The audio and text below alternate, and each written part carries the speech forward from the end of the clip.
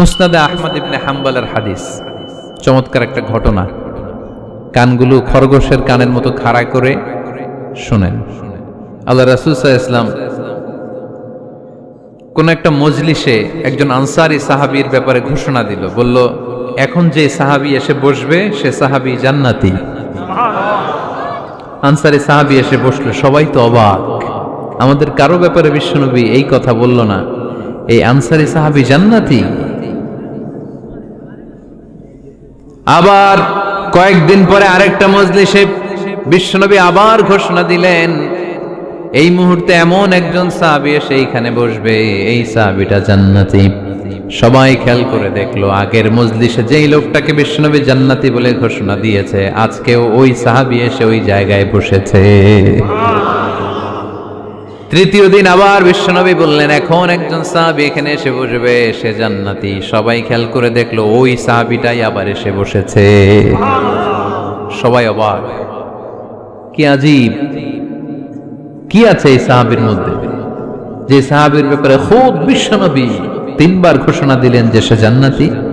সবচেয়ে বেশি অবাক হয়েছিলেন সাইয়েদনা আব্দুল্লাহ ইবনে আমর ইবনে আস।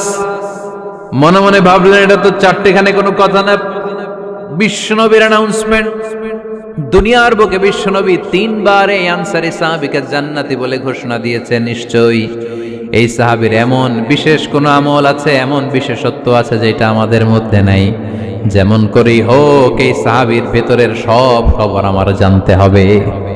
সাইয়েদনা আব্দুল্লাহ ইবনে আমর ইবনে আস একবার পরিকল্পনা করে ওই সাহাবীর বাড়িতে চলে গেলেন, যে বললেন, ভাই, আমার আব্বার সাথে কয়েকদিন ধরে ঝগড়া, আমার ঘরে থাকতে মন চাচ্ছে না, তোমার বাসায় মেহমান হয়ে এসেছি, যদি তুমি অনুমতি দাও তোমার বাড়িতে 3 দিন মেহমান হয়ে আমি থাকতে চাই।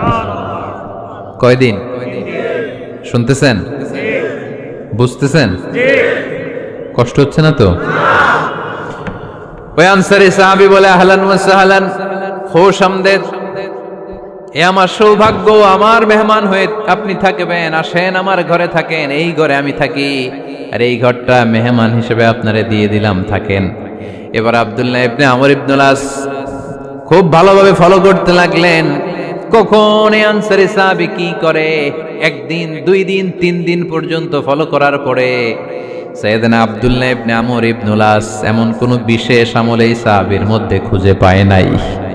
3 দিন গভীরভাবে পর্যবেক্ষণ, অবজারভেশনের পরে বিশেষ কোনো আমল ওনার চোখে পড়ে নাই। এবার 3 দিন পরে তো চলে যাবার পালা, ঠিক কিনা? এবার তিনি সোজা সাপটা আনসারী সাহাবীর কাছে যে ভিতরের কথা খুলে বলে ফেললেন, বললেন, ও ভাই, আসলে আমার বাবার সাথে এমন বড় কোনো ঝগড়া আমার হয় নাই, যে কারণে বাড়ি থেকে বের হয়ে তোমার মেহমান আমার হওয়া লাগবে। আমি বিশেষ এক উদ্দেশ্যে এসেছি। কি উদ্দেশ্য? আব্দুল্লাহ ইবনে আমর ইবনে আস এবার বলতে আরম্ভ করলেন, আমরা খেয়াল করেছি 3টা মজলিসে বিষ্ণু ঈসা ইসলাম তোমাকে জান্নাতি বলে ঘোষণা করেছে, তাই আমি জানার জন্য এসেছি তুমি এমন কি আমল করো যে কারণে বিশ্বনবী ঘোষণা দিলেন যে তুমি জান্নাতি। কি এমন বিশেষ আমল আছে তোমার, আমার একটু বলো, আমি ওই আমল করে জান্নাতি হতে চাই। আল্লাহু আকবার।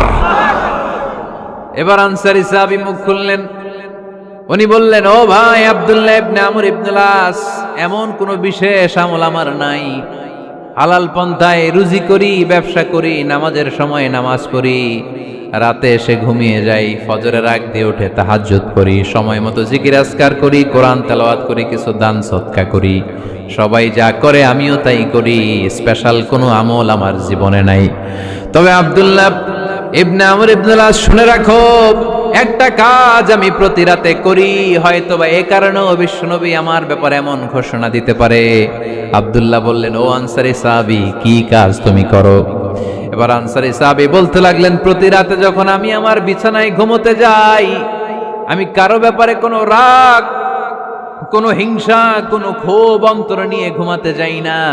ওই দিন যার সাথে যা হয়েছে সবাই রে মাফ করে দিয়ে মিটমাট করে একটা প্রশান্ত অন্তর নিয়ে আমি বিছানায় ঘুমাতে যাই।